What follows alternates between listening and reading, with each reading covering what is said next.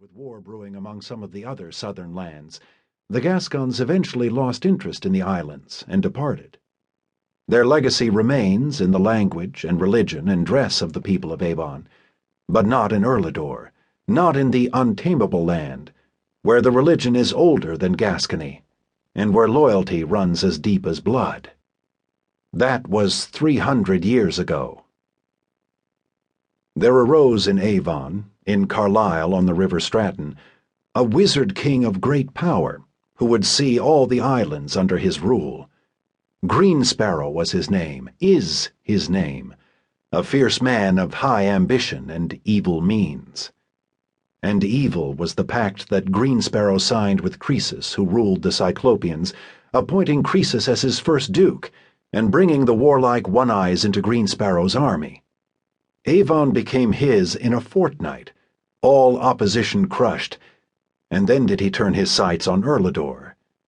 His armies fared no better than the barbarians, than the Cyclopians, than the Gascons.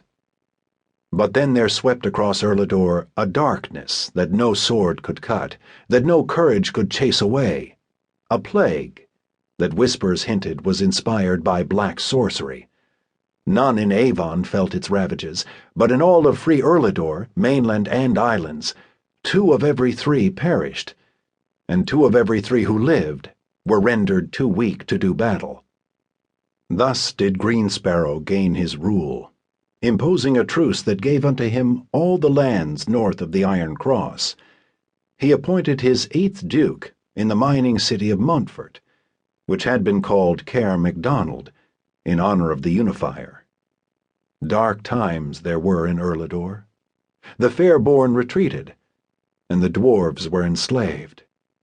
That was 20 years ago. That was when Luthien Bedwyr was born. This is his tale. Chapter 1. Ethan's Doubts. Ethan Bedwyr, eldest son of the Jarl of Bedwyr, stood tall on the balcony of the great house in Dunvarna, watching as the 2-masted, black-sailed ship lazily glided into the harbor. The proud man wore a frown even before the expected standard, crossed open palms above a bloodshot eye, came into view. Only ships of the king, or the barbarians to the northeast, would sail openly upon the dark and cold waters of the dorsal sea, so named for the eerie black fins of the flesh-eating whales that roam the waters in ravenous packs, and barbarians did not sail alone.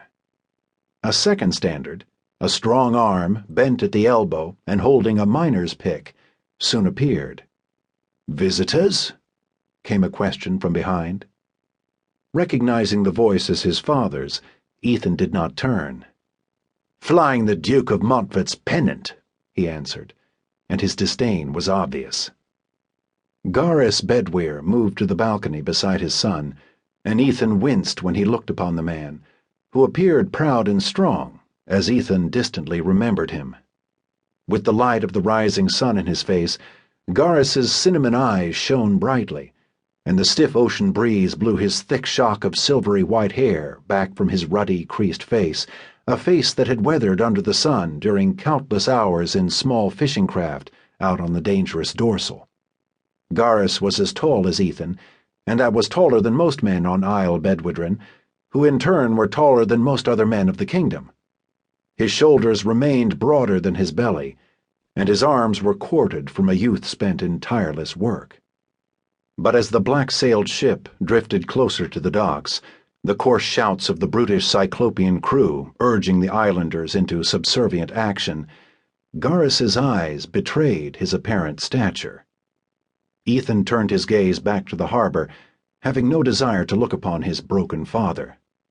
"It is the Duke's cousin, I believe," Gareth remarked.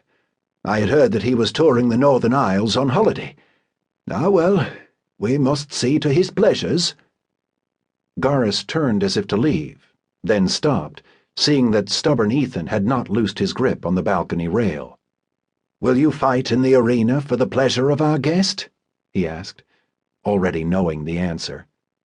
"Only if the Duke's cousin is my opponent," Ethan replied in all seriousness, "and the fight is to the death. You must